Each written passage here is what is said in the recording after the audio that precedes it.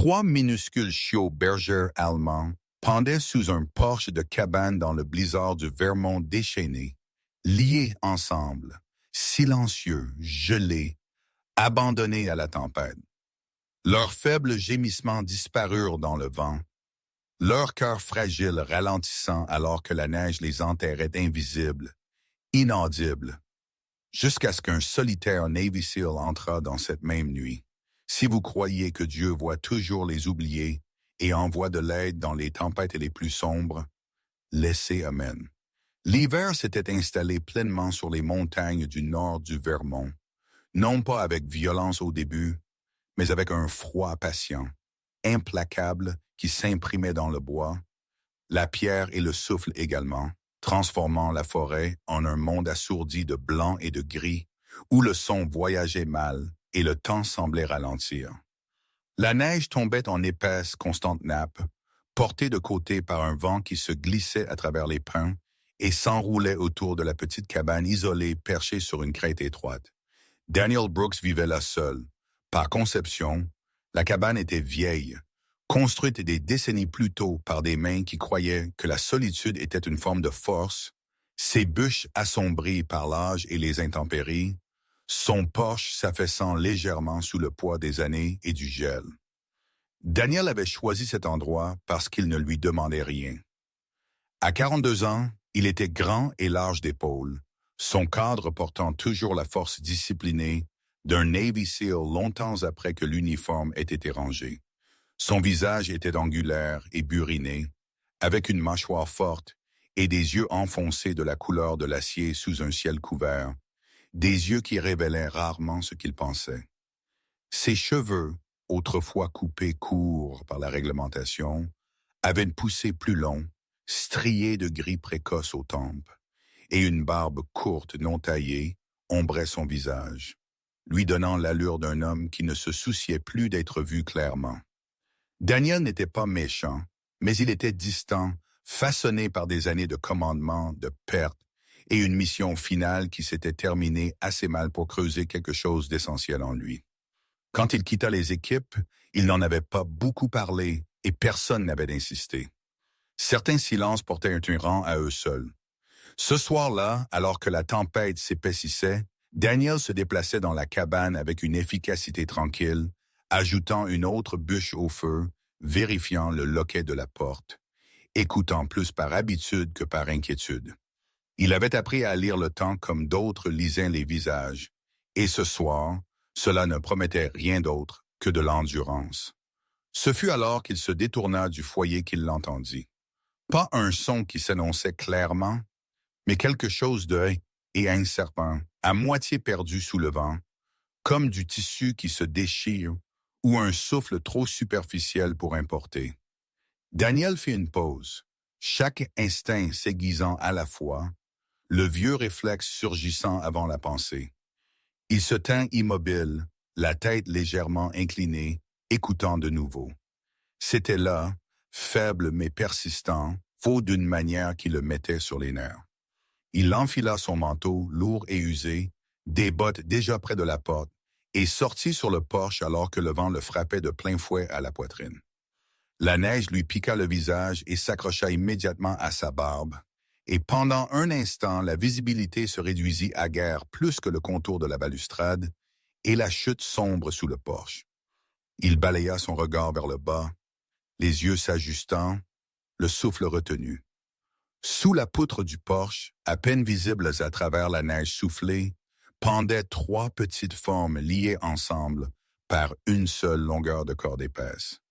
Elles se balançaient légèrement à chaque rafale, leur corps raide et étrangement immobile, la fourrure incrustée de glace et de neige. Il fallut une seconde de trop à son esprit pour accepter ce qu'il voyait. C'étaient des chiots de bergers allemands, pas plus de quelques semaines. Leurs oreilles trop douces pour se tenir, leurs pattes serrées contre leur corps, comme s'ils essayaient de disparaître du froid. L'un d'eux laissa échapper un faible son, plus une vibration qu'un cri, et la poitrine de Daniel se serra brusquement. Il tomba à genoux sans réfléchir, les mains déjà tendues vers la corde, les doigts brûlants en se refermant dessus.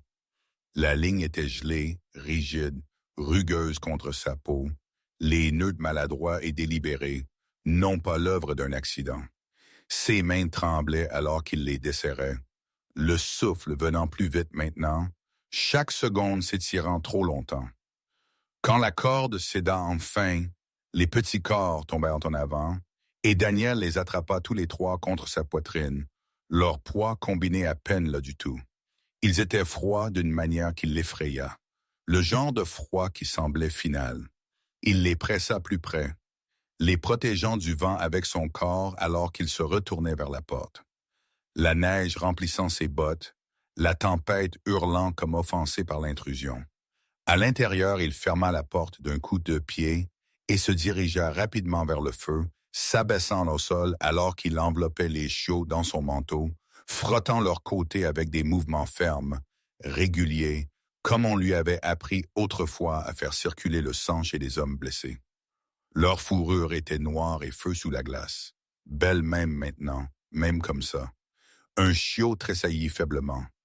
Un autre resta effrayamment immobile, le souffle du troisième si superficiel qu'il dut tenir son oreille près pour être sûr qu'il était là. Daniel leur parla sans s'en rendre compte, sa voix basse et rauque, des mots destinés plus à lui-même qu'à eux, leur disant de rester, de tenir bon, de respirer.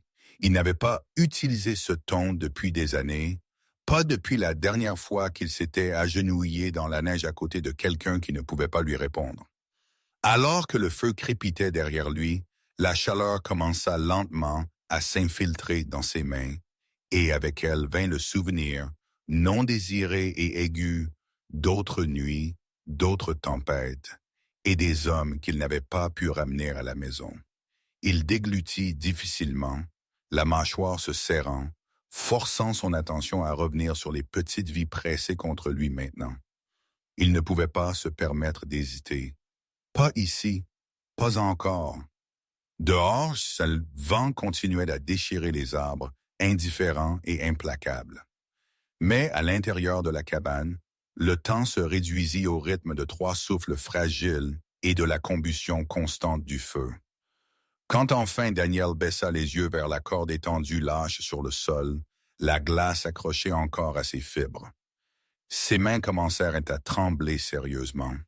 Il se leva lentement, le manteau lourd dans ses bras, et se retourna vers la porte, fixant l'obscurité au-delà, la neige tombant toujours comme si rien ne s'était passé du tout.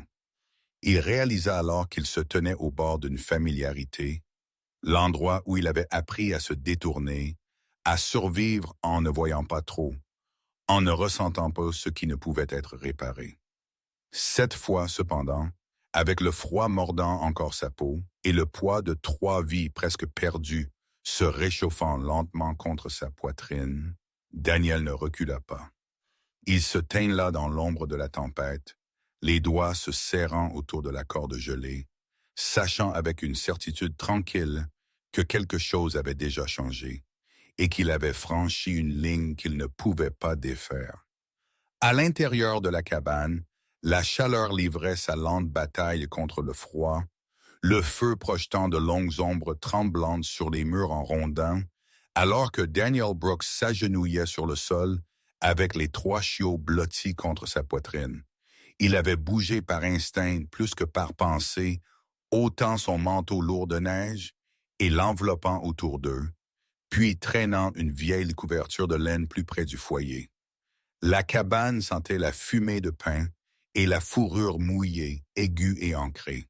Les mains de Daniel, cicatrisées et fortes, travaillaient avec soin, frottant la chaleur de nouveau dans leurs flancs, leurs pattes, leurs minuscules pattes recroquevillées par le froid. De près, il pouvait voir comme ils étaient jeunes, leur corps fragile, les côtes trop facilement senties sous la fourrure fine, les yeux à peine ouverts et brouillés par l'épuisement.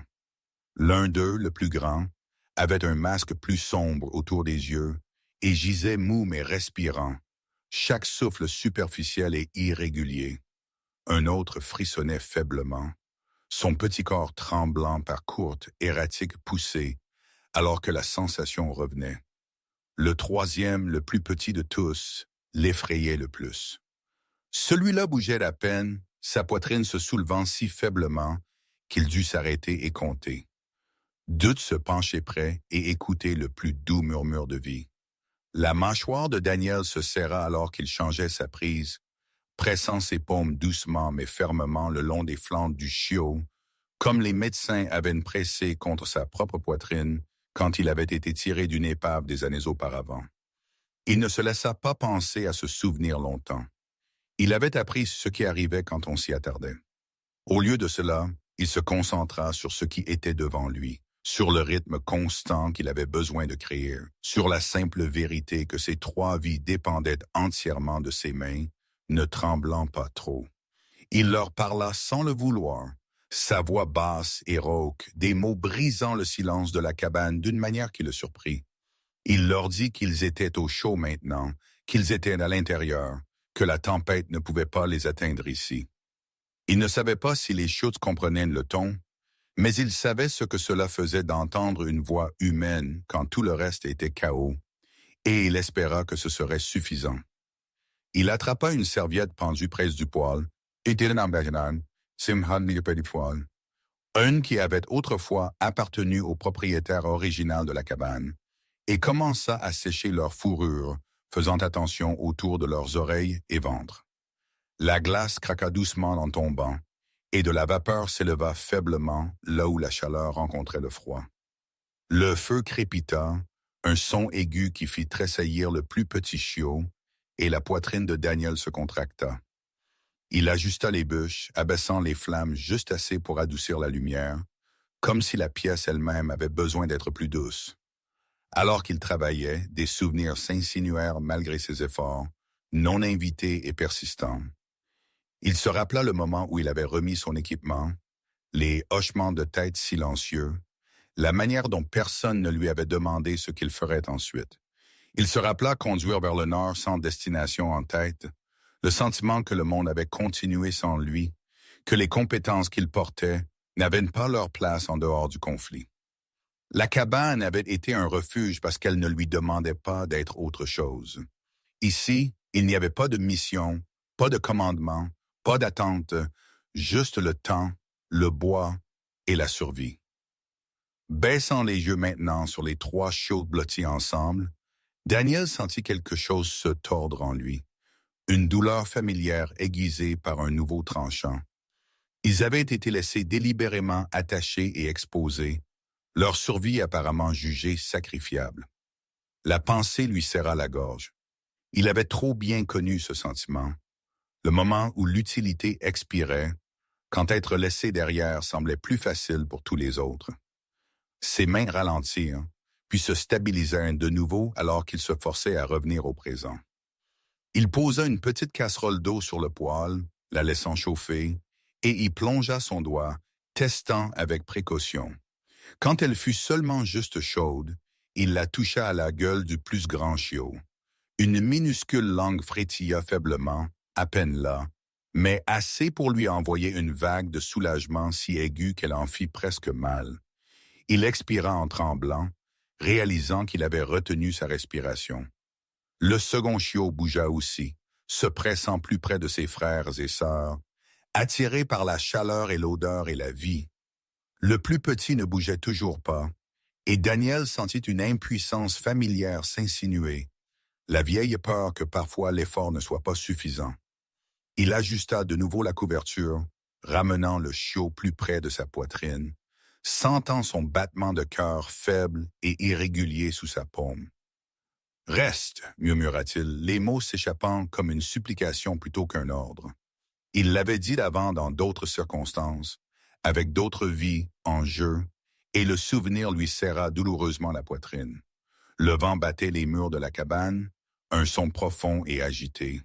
Mais à l'intérieur, le monde s'était réduit à l'espace entre les mains de Daniel et les corps fragiles qu'elle tenait. Des minutes absurdes, peut-être plus longtemps, le temps s'étirant fin et incertain.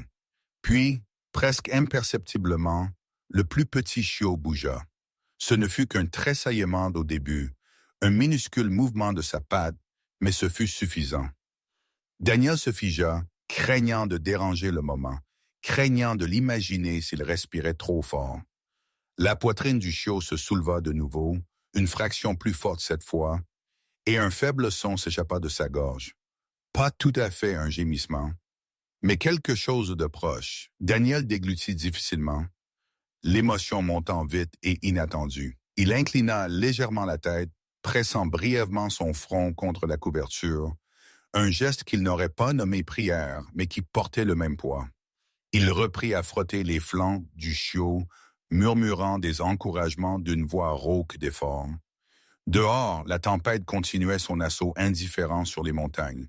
Mais à l'intérieur de la cabane, la vie s'était affirmée de la plus petite manière possible. Daniel s'assit sur ses talons, l'épuisement s'insinuant dans ses muscles maintenant que le danger immédiat s'était atténué, et baissa les yeux vers les trois chiots recroquevillés ensemble, leur respiration inégale, mais présente. Pour la première fois depuis qu'il avait marché sur le porche et les avait vus pendre là, quelque chose se relâcha en lui. Il était toujours seul, portant toujours le poids des années qu'il ne pouvait défaire. Mais pour ce moment, il était nécessaire. Cette réalisation s'installa en lui tranquillement, non pas comme un fardeau, mais comme quelque chose proche d'un but. Il serra la couverture plus fort autour des chiots et se pencha en arrière contre la table basse près du foyer, les yeux ne les quittant jamais.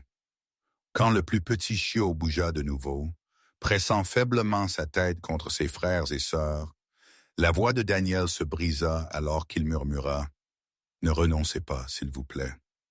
Le matin arriva tranquillement sur la crête du Vermont, non pas avec la lumière du soleil au début, mais avec un amincissement de la tempête et un calme gris pâle qui faisait sentir la forêt nouvellement exposée, comme si elle retenait son souffle après une longue nuit d'endurance. À l'intérieur de la cabane, Daniel Brooks n'avait pas dormi. Il était assis sur le sol près du foyer, le dos contre une table basse, les yeux suivant le petit soulèvement et l'abaissement de trois minuscules poitrines enveloppées ensemble dans une couverture de laine. Le feu avait brûlé jusqu'à une lueur constante, assez pour tenir le froid à distance, sans effrayer les chiots, dont la respiration était toujours inégale, mais présente, fragile d'une manière qui exigeait une attention constante. Le corps de Daniel lui faisait mal de la manière familière qu'il le faisait toujours après une nuit passée à lutter contre le stress, mais il le remarqua à peine. Toutes les quelques minutes, il se penchait pour ajuster la couverture, pour vérifier la chaleur, pour se rassurer que le plus petit se battait toujours. Quand le son des pneus crissant lentement sur la neige l'atteignit, il lui fallut un moment pour l'enregistrer. Les visiteurs étaient rares ici, assez rares pour que son premier instinct soit la prudence plutôt que la curiosité. Il se leva tranquillement, se dirigeant vers la fenêtre, sa grande silhouette raide alors qu'il regardait à travers la vitre striée de givre. Un petit pick-up, bleu délavé et saupoudré de neige, s'était garé près du bord de la clairière. La conductrice sortit avec précaution, ses bottes s'enfonçant dans la neige croûtée, et s'arrêta comme incertaine de continuer. C'était une femme, nota Daniel, pas grande mais droite, sa posture composée d'une manière qui suggérait l'autonomie plutôt que la confiance. Elle portait un épais manteau de laine cintré à la taille, pratique et usé, et un bonnet tricoté tiré bas sur des cheveux châtain clair qui s'échappaient en mèches lâches autour de son visage. Ses mouvements étaient délibérés, sans hâte, comme si elle avait appris il y a longtemps que se précipiter en hiver ne menait qu'à des erreurs. Daniel ouvrit la porte avant qu'elle ne puisse frapper, la charnière grinçant doucement. La femme leva les yeux, surprise au début, puis soulagée, son expression s'adoucissant quand elle le vit. De près, elle semblait avoir la trentaine, sa peau claire, mais légèrement burinée par l'air de la montagne, des taches de rousseur poudrant ses joues et son nez. Ses yeux étaient d'un vert clair, stable, observateur sans être intrusif. Et quand elle parla, sa voix portait une chaleur tempérée par la retenue. « J'espère que je ne dérange pas », dit-elle, soulevant le panier couvert de tissu qu'elle tenait. « J'ai vu vos lumières allumées toute la nuit. Ça signifie généralement des ennuis ou de la compagnie. » Daniel hésita, peu habitué à s'expliquer, puis s'écarta pour la laisser entrer. « Vous allez bien » dit-il simplement. La femme se présenta comme Emily Carter, expliquant qu'elle vivait à quelques kilomètres en bas de la crête, assez près pour remarquer quand quelque chose n'allait pas, assez loin pour respecter l'intimité. En entrant, elle tapa la neige de ses bottes et jeta un coup d'œil autour de la cabane, son regard englobant le feu, les serviettes éparpillées, la casserole ouverte sur le poêle. Puis elle vit le paquet près du foyer. Elle se figea, le panier s'abaissant lentement de ses mains. Oh! Elle respira, traversant la pièce sans réfléchir. S'agenouillant avec précaution, elle tira le bord de la couverture juste assez pour voir les 3 chiots blottis ensemble. Sa main plana, incertaine, puis se posa légèrement sur le dos du plus grand chiot. « Ils sont si petits », murmura-t-elle, sa voix s'épaississant. Daniel la regarda tranquillement, notant la manière dont ses épaules se tendaient, la manière dont elle déglutissait comme pour se stabiliser. Il lui raconta ce qui s'était passé, pas en détail, juste assez. 3 chiots attachés sous le porche, presque disparus au moment où il les avait trouvés. Emily ferma brièvement les yeux, un éclair de douleur traversant son visage qui semblait venir de plus profond que le choc. Quand elle les rouvrit, elle regarda Daniel avec quelque chose comme de la compréhension. Emily Carter avait perdu son mari 3 hivers plus tôt dans un accident de voiture sur une route de montagne verglacée, pas différente de celle-ci. Il avait été prudent. Tout le monde disait cela. Mais l'hiver avait une manière d'effacer l'espace entre prudent et malchanceux. Depuis lors, Emily avait appris à porter le chagrin tranquillement, à vivre seule sans devenir dure.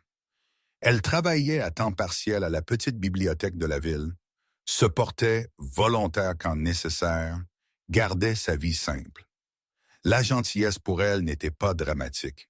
C'était quelque chose pratiqué quotidiennement, comme respirer. Elle posa le panier et le découvrit, révélant du pain frais enveloppé dans un tissu et un pot de soupe encore chaud. « J'ai apporté ça », dit-elle, jetant un coup d'œil à Daniel. « Pour vous? Je n'attendais pas. » Elle fit un geste vers les chiots, s'interrompant.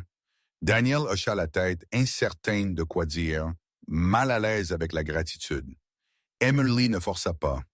Au lieu de cela, elle bougea efficacement, versant une petite quantité de soupe dans un plat peu profond, la réchauffant près du feu, demandant la permission d'un regard avant d'offrir une cuillère à Daniel. Il secoua la tête. « Ils viennent en premier, dit-il. » Emily sourit faiblement à cela, non amusée, mais quelque chose de proche. Ils travaillèrent côte à côte pendant un moment, en coordination tranquille, Emily séchant les oreilles des chiots, Daniel vérifiant leurs pattes, la pièce se remplissant du doux crépitement du feu et des sons doux de la vie revenant. À un moment donné, le plus petit chiot laissa échapper un faible couinement, et la main d'Emily vola à sa bouche, les yeux brillants.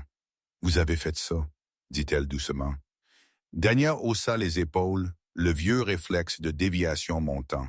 « Je les ai juste trouvés. » Emily le regarda fixement. « Trouver n'est pas rien, » répondit-elle. Elle l'étudia puis le regarda vraiment, observant les lignes angulaires de son visage, la position gardée de ses épaules, la manière dont il gardait sa distance même en s'agenouillant à quelques centimètres de vie fragile. Elle reconnut les signes non pas de la vie militaire, mais de la perte. Les gens qui avaient été assez gravement blessés apprenaient à se rationner pour n'offrir que ce qu'ils pouvaient se permettre de perdre.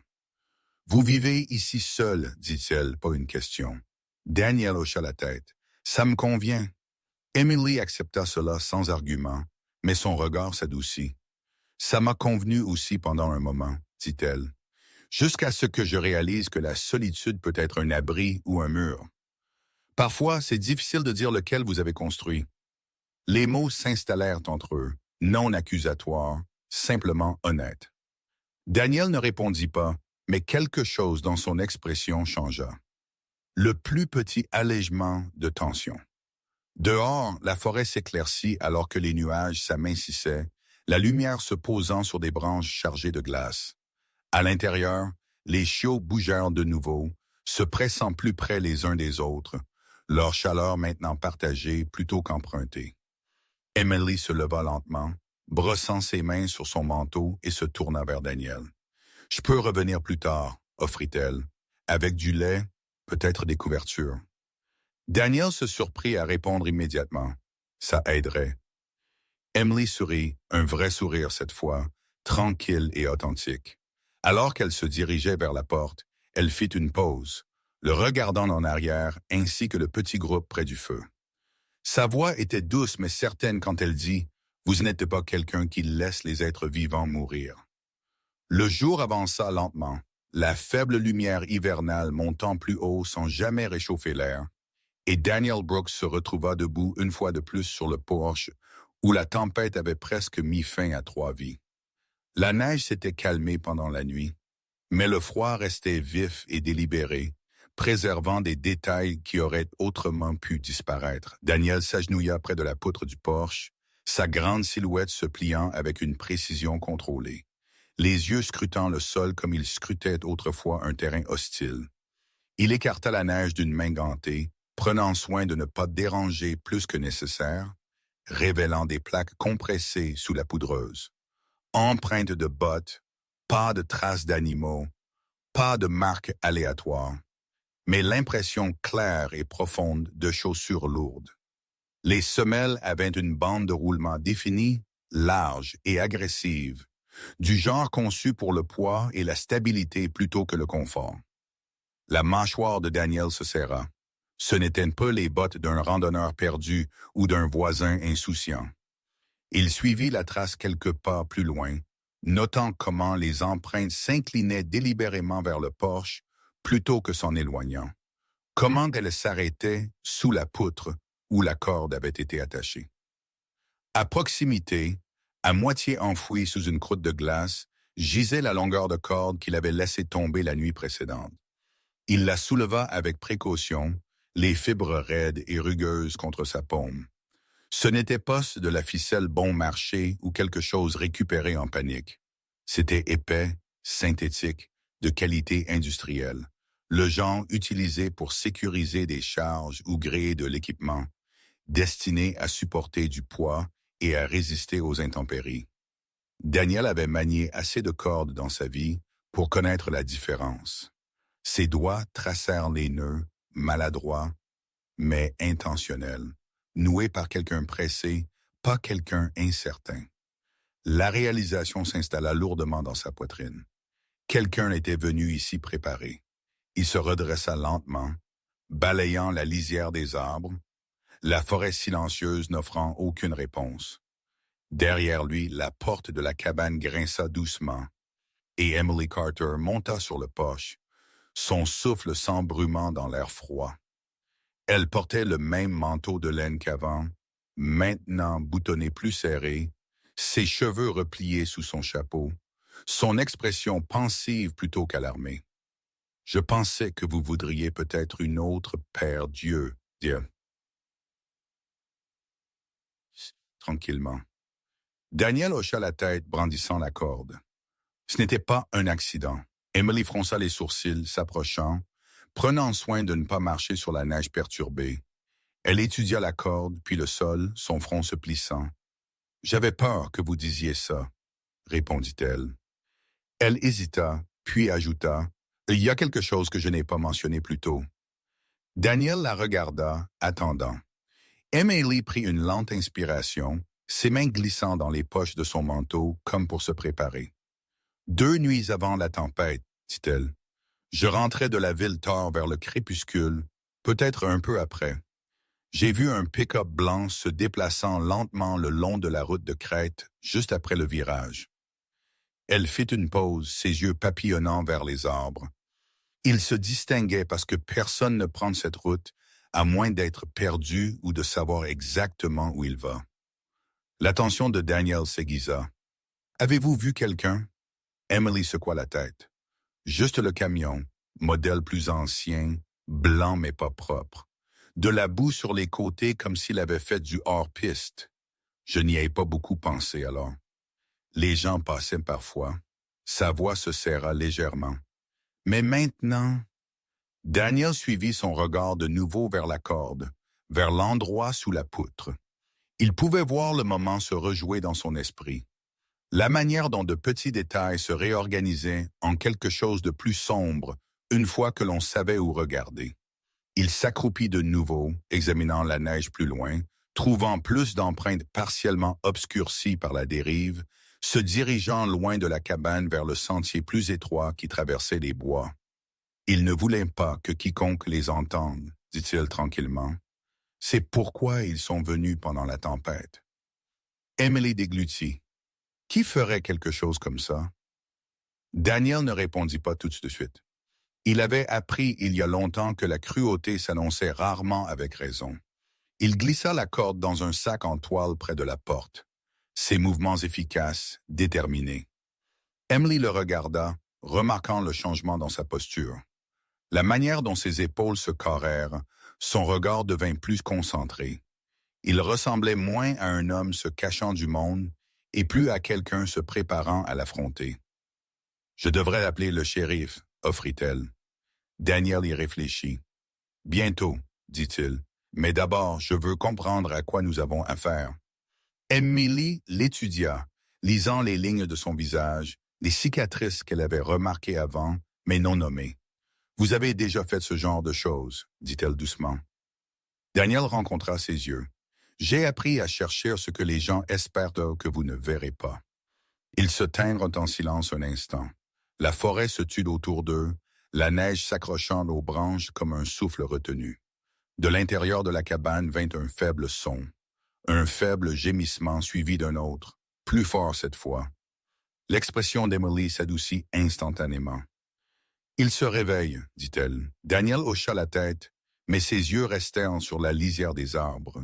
« Cela signifie que celui qui a fait cela pourrait aussi le remarquer, répondit-il.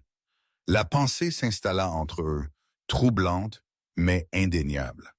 Emily serra son manteau plus fort, puis regarda Daniel avec une résolution tranquille. « Je suis contente qu'il vous ait trouvé, » dit-elle. « Pas seulement parce que vous pouviez les sauver. » La bouche de Daniel se serra légèrement. « Je ne les ai pas trouvés, » répondit-il. « Ils ont été laissés là où quelqu'un pensait que personne ne chercherait. » Il jeta un nouveau coup d'œil à la neige perturbée, au sentier s'éloignant. « Ils n'ont pas été abandonnés, » dit-il, les mots lourds de certitude. « Ils ont été jetés. » L'après-midi s'écoula dans un silence qui semblait plus lourd que la tempête, le genre de silence qui s'installe non pas parce que rien ne se passait, mais parce que trop de choses attendaient d'être décidées. Daniel Brooks se tenait à la petite fenêtre donnant sur la clairière, les bras croisés, les épaules tendues sous sa veste usée, les yeux fixés sur la route étroite qui coupait à travers les arbres et disparaissait en descente. Les chiots dormaient près du foyer maintenant, blottis ensemble dans un nid de couverture improvisé, leur respiration plus régulière que ce matin-là, bien qu'encore assez fragile pour exiger le respect. Emily Carter se déplaçait doucement autour de la cabane, prenant soin de ne pas les déranger. Sa présence discrète mais constante. Elle avait retiré son manteau et l'avait accroché près de la porte, révélant un simple pull qui soulignait sa silhouette mince et la force tranquille dans sa posture. Ses cheveux châtains étaient tirés en arrière sans serrer, quelques mèches tombant librement lorsqu'elle se penchait pour entretenir le feu, et la lumière des flammes réchauffait la peau claire de son visage, adoucissant les légères lignes laissées par des années d'inquiétude plutôt que l'âge. Elle travaillait avec une aisance exercée, faisant bouillir de l'eau, infusant du thé dans des tasses dépareillées, ajoutant une bûche au feu avant qu'il ne s'éteigne trop. Chaque petite action une offrande plutôt qu'une demande. Daniel remarqua tout cela même quand il fit semblant de ne pas. Il pensait au téléphone sur l'étagère près de la porte, celui qu'il n'avait pas touché depuis le matin, celui qui pouvait appeler des questions, des uniformes et une attention qu'il avait passé des années à éviter. Appeler le shérif serait l'étape logique. Cela signifierait aussi expliquer pourquoi il vivait ici seul, pourquoi il avait été celui à trouver les chiots, pourquoi il n'avait pas déjà signalé la corde, les empreintes de pas, le camion. Il n'aimait pas les explications.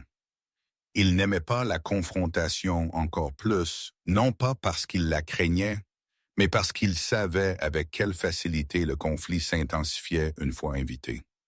Son temps dans la marine lui avait appris que chaque engagement venait avec des conséquences, certaines visibles, certaines portées tranquillement pendant des années.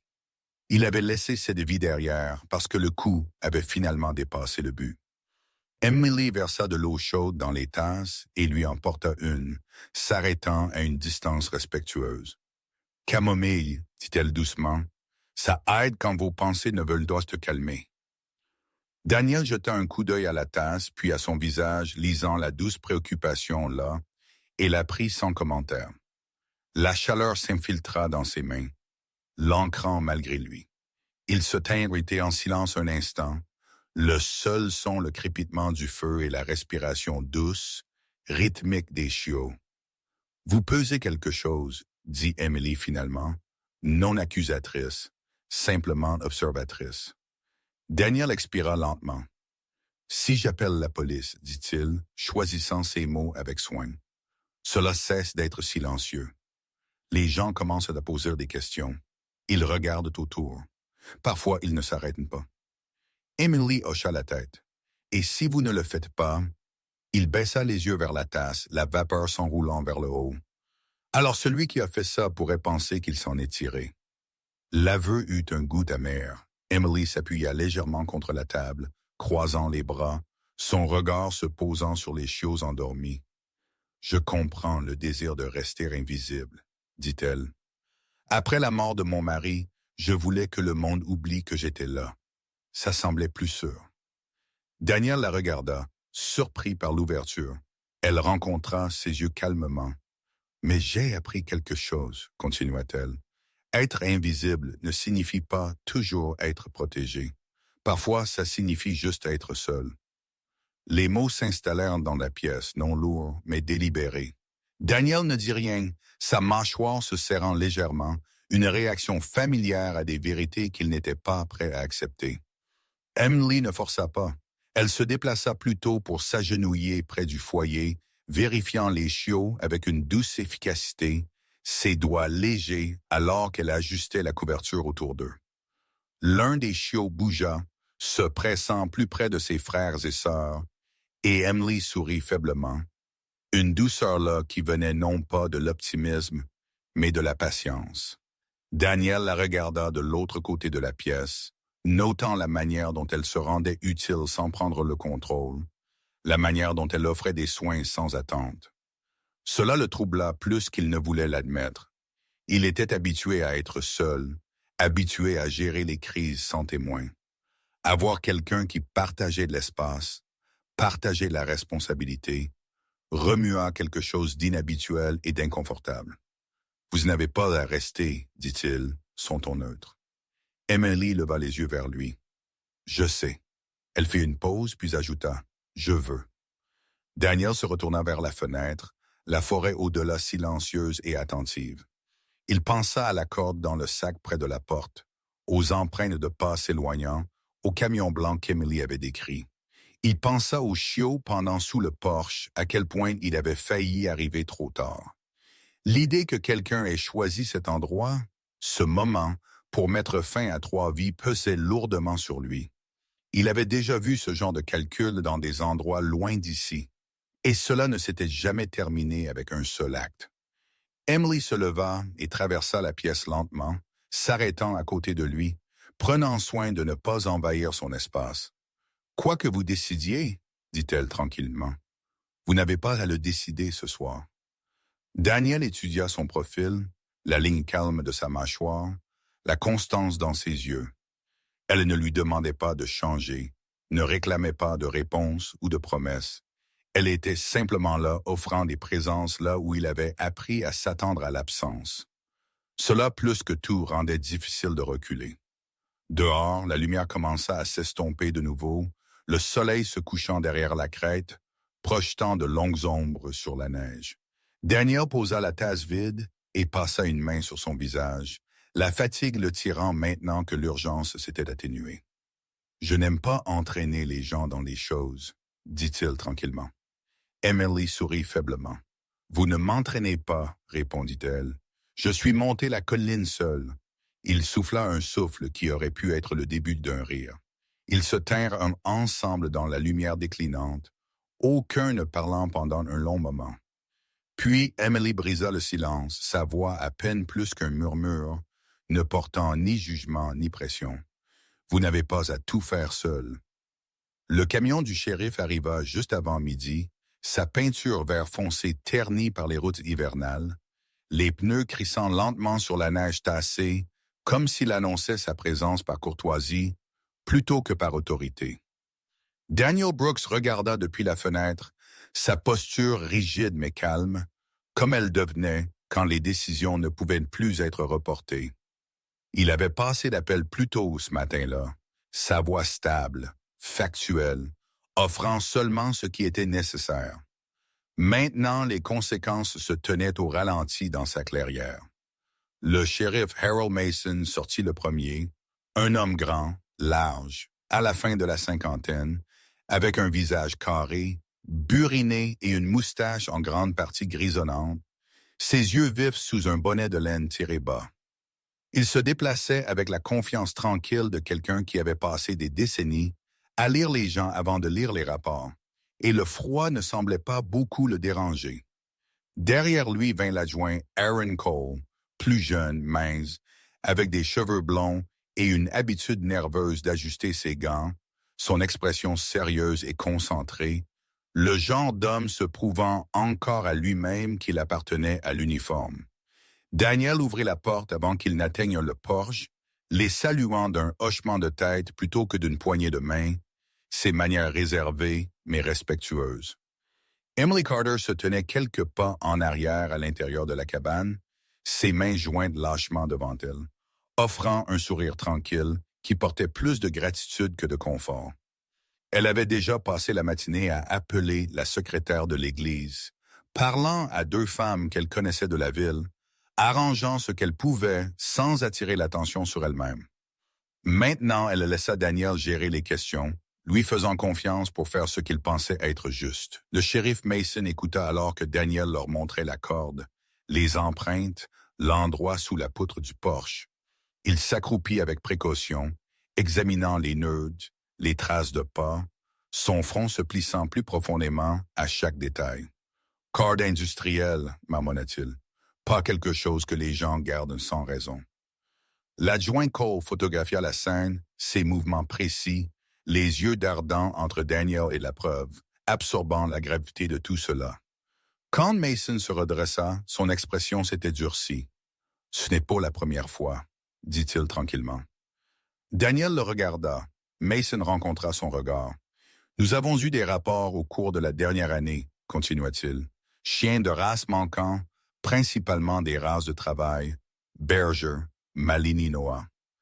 Les gens pensent qu'ils se sont égarés ou ont été volés pour la revente, mais quelques informations que nous avons suivies suggèrent quelque chose de plus laid. » Il jeta un coup d'œil vers la cabane. Certains éleveurs, légaux et autres, jettent ce qu'ils ne peuvent pas vendre. Des chiots faibles, des malades, ceux qui ne répondent pas à la norme. Les mots tombèrent lourdement.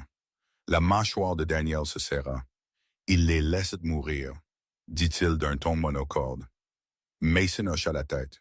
« Parfois, » il fit une pause, puis ajouta, « parfois, ils utilisent le temps pour le faire pour eux. » Emily ferma brièvement les yeux à cela, une tension traversant ses traits avant qu'elle ne se stabilise.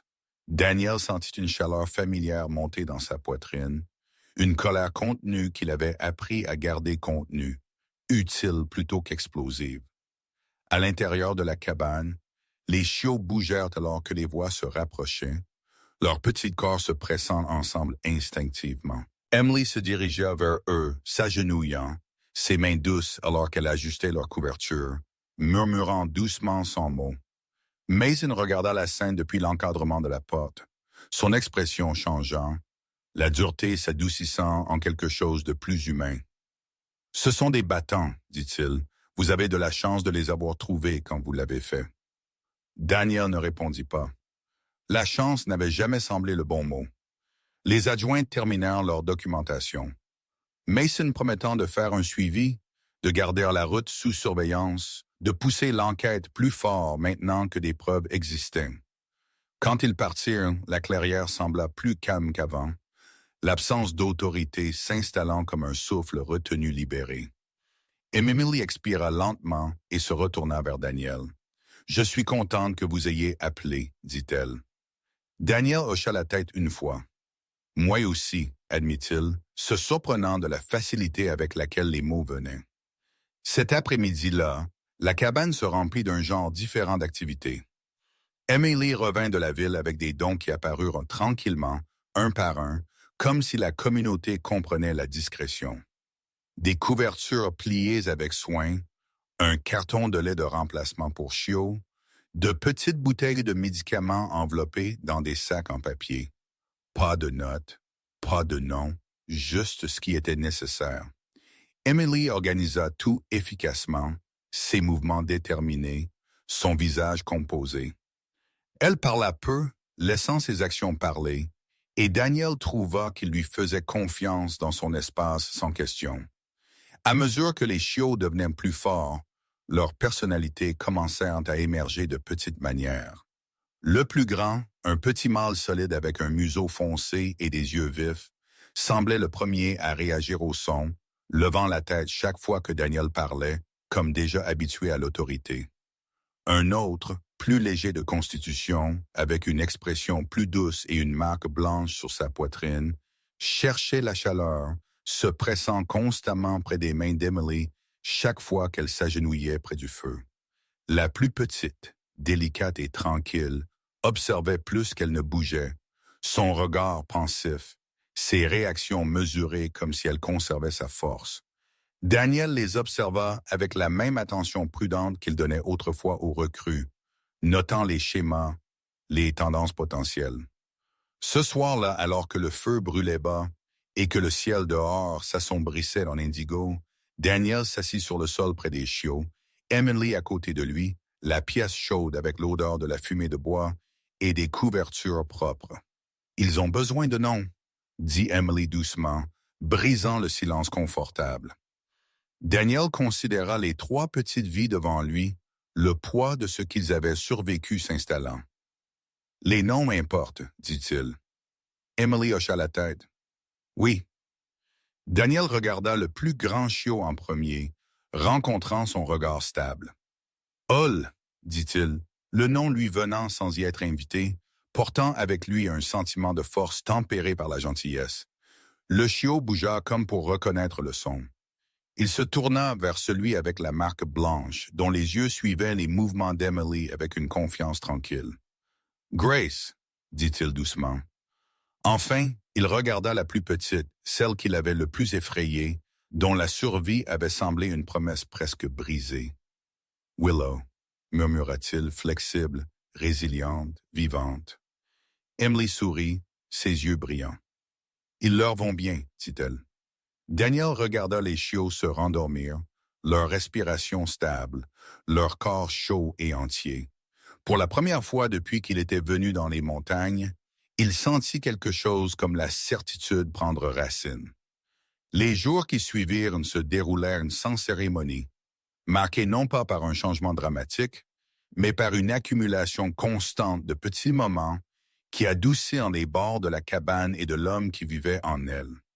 Les chiots se remirent comme les êtres vivants le font souvent quand on leur donne du temps, de la chaleur et de la patience, tranquillement et sans demander permission. Oliver fut le premier à se tenir debout correctement, ses pattes encore instables mais déterminées, ses yeux sombres alertes chaque fois que Daniel entrait dans la pièce, sa queue donnant des coups prudents et pleins d'espoir contre les planchers. Grace suivit peu après, plus légère sur ses pattes, ses mouvements plus doux, choisissant souvent de s'installer près d'Emily chaque fois qu'elle s'agenouillait près du feu, son petit corps s'inclinant instinctivement vers la chaleur humaine.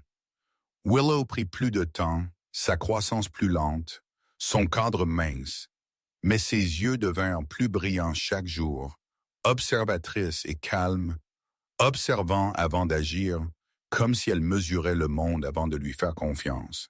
Daniel les entraîna chaque matin non pas avec force ou voix élevée, mais avec patience et constance, leur apprenant à répondre au ton, à suivre, à attendre. Il trouva que la discipline qu'il réservait autrefois aux missions se traduisait naturellement en soins, et la réalisation le surprit par son aisance. Emily Carter devint partie de ses matins sans jamais en revendiquer la propriété. Elle arrivait avec la même fiabilité constante qui l'avait d'abord amenée sur la crête, ses cheveux châtains maintenant souvent tressés lâchement dans son dos.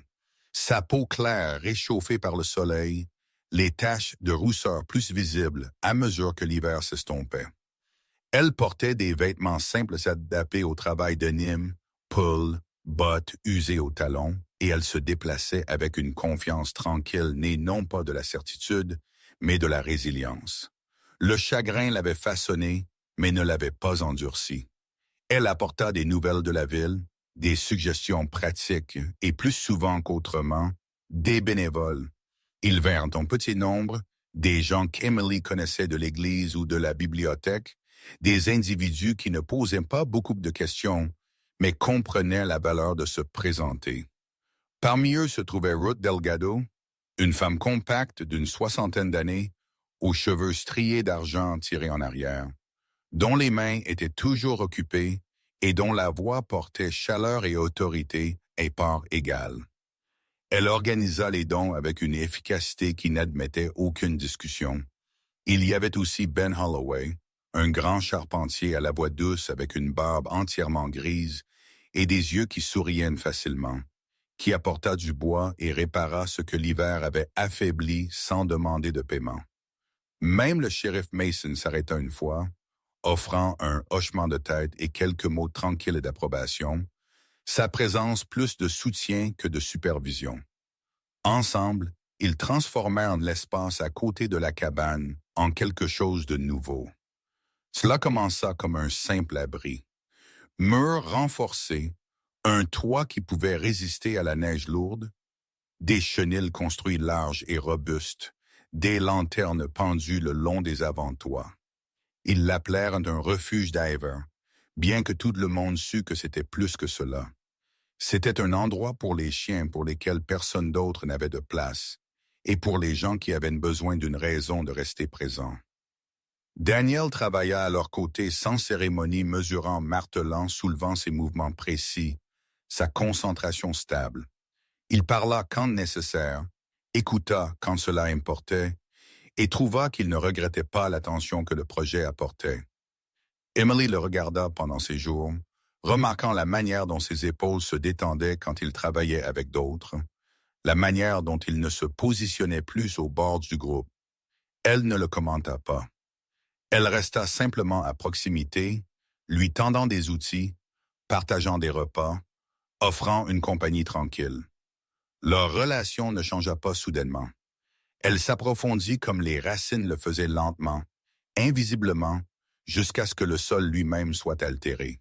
Il n'y eut pas de déclaration, pas de moment dramatique qui exigeait un témoin.